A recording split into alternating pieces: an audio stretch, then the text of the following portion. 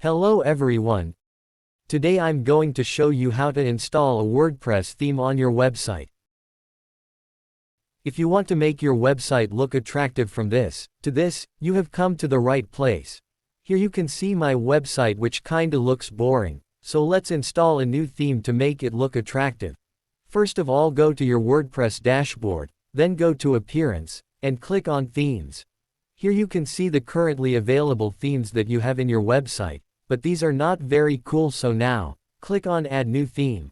From here you can see the popular themes that are used worldwide by people. You can select any of these themes, or you can just go to the search bar and search for the theme you like. For example, I am going to search Hestia. It's a very beautiful website. You can see the preview by clicking on Preview. This is how your website gonna look like if you install and activate this theme.